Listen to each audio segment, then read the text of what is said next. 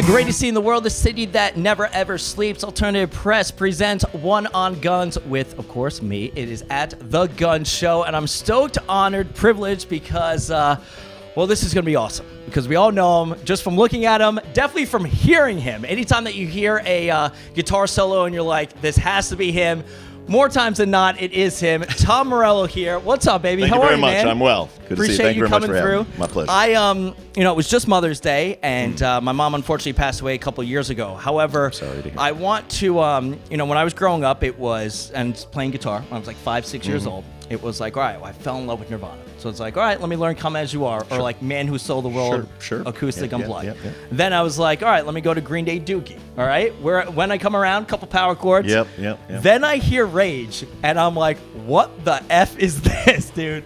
Wildness. Awesomeness. We did our best. You crushed it. Yeah. And my mom, I just go to my mom, I was like, I just want to be like that. You know what I mean? I want a wah pedal for Christmas. I was like, what are these sounds, man? So my mom was not happy with you. Oh, well, I apologize. I hope that didn't strain family relations. No, it's all good, man. First of all, obviously, thank you for everything that you've been able to do throughout the years for not only music in general, but just for humans and just fans. It's been awesome, dude. Right on. Well, thank you very much. I'm kind of stuck rocking. You know what I'm saying? Like it's something. It's what you do. It's what I do. It's what I do. I've been involved in social justice and electric guitar shredding since I was 17 years old. So those are my twin paths. And it's funny that you bring that up because you just dropped a new album. We haven't been able to talk about it, so let's delve into that. Sure. It's called The Atlas Underground. Came out last year. It's wild. You got our friends from Portugal the Man on it. Gary Clark Jr. crushes it as well. Vic Mensa, Steve Aoki. Dude, Marcus you did Mumford, Bass Nectar, Knife Party. Go big or go home, right? Yeah, exactly. I wanted to make a record that was a sonic conspiracy. So finding like-minded artists of different genres to really try to make a record that was in some ways like a Trojan horse for electric guitar in 2018 and 19, to make a record that had a lot of the sonics of now, but with an unapologetic Marshall Stack fury. Right. Yeah. And it comes across, and you've been able to do, whether it's various groups or playing with literally some of the best of the best. You look at 2018, 2019. That some of the songs have some synth on them, on older stuff. Was it you having to adapt to modern music, or was it kind of just like you challenging yourself? I mean, this is the 19th record of my career, and it's the first. I really wanted to. When I felt most excited about making music is when I challenged myself, and this was a record where I didn't have any preconceived notions of what it was going to sound like. I just knew that I had a vision for trying to forge a genre of music that I don't hear out there, and it's one that is kind of a cyborg version of music that has. For example, with Knife Party or Bass Nectar, I would give them these my Marshall Stack and my electric guitar, and I'd say, replace some of your synths and your digital stuff with my organic sounding shredding guitar, and let's do a hybrid that's unlike anything that you've done before and unlike anything I've done before. And I don't mean this in a rude way. It's all over the place, but still together, and it is Tom Morello. If that makes any sense. Yeah, very, very much. Yeah, like I said, I really wanted to see what does a good. I really looked at it through the eyes of I wanted to make a record that was kind of like the Hendrix of now, and that does not mean a blues rock record. It means challenging myself as a guitar player, writing songs that have guitar solos that are on the radio, and then engaging with sort of the music of today, but without compromising 1 inch on what it is that I do as an artist, both with a guitar and both lyrically as well. Putting this album out, is it still an accomplishment? Do you still consider this a victory? Is it personal? Is it still trying to prove other people that you need to? No, absolutely. I've been from the first Rage record to now, the only vow I made to myself was to make music that I believe in. Okay.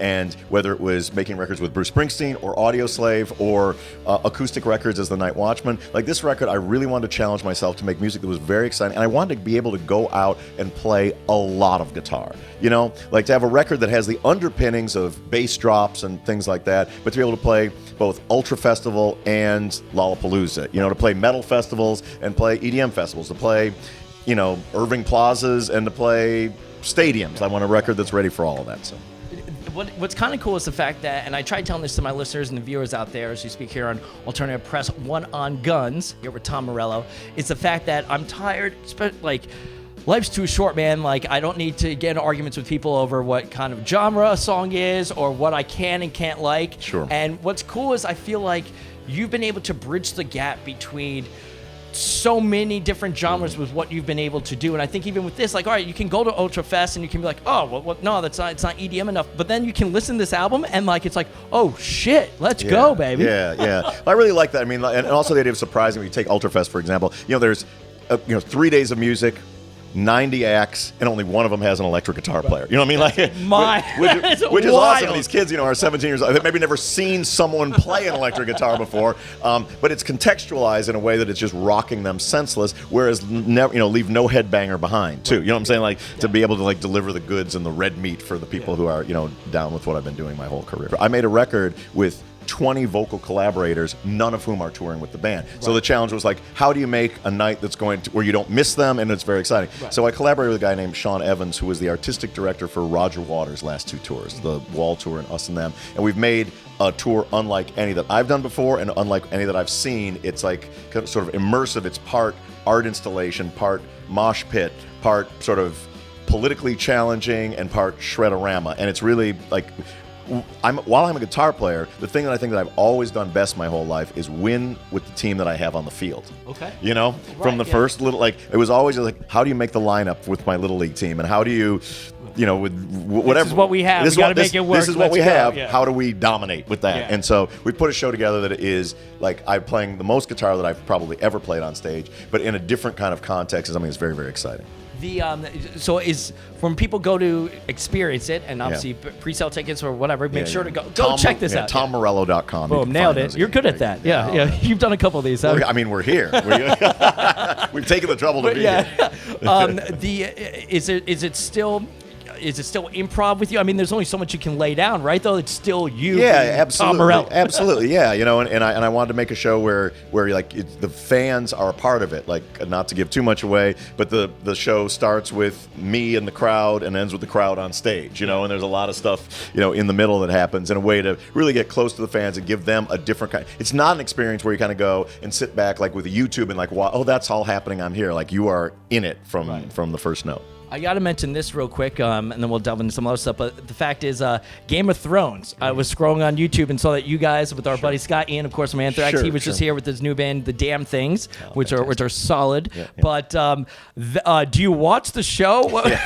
Yeah, I do. Do you have any thoughts on it? What he's referencing is that some Nuno Betancourt from that band Extreme, Scott Ian, myself, the guy who composes the Game of Thrones music, and then one of the creators of the show, who's a great sort of metal guitar player. We did the theme of Game of Thrones, and it's crushed it. It's a YouTube experience that you can enjoy. Those guys are all friends, and Dan Weiss, who's one of the creators of the shows, is a dad at my school, and we talk metal and guitar all the time. And he had this idea to use these new Fender guitars to just rock that theme. It was a super fun day in the studio. Now, do you watch the show? I do. I'm 74 and a half hours in, like everybody else. Yeah. Well, okay, so am I an asshole because I only started this past season? No, you do. Do you hate me for not watching it from the beginning? No, it's your journey. It's your journey. I started... Is it fulfilling, though, like coming in this... Do you know who anybody is? You're sort of parachuting in at the 60-hour mark. I'm such an ass. People... Social media hates me right now for doing that. I love what I'm watching. I just kind of need a biography on everybody. I understand. But I do watch every Sunday though. I gotta say, I've enjoyed the journey too. Yeah.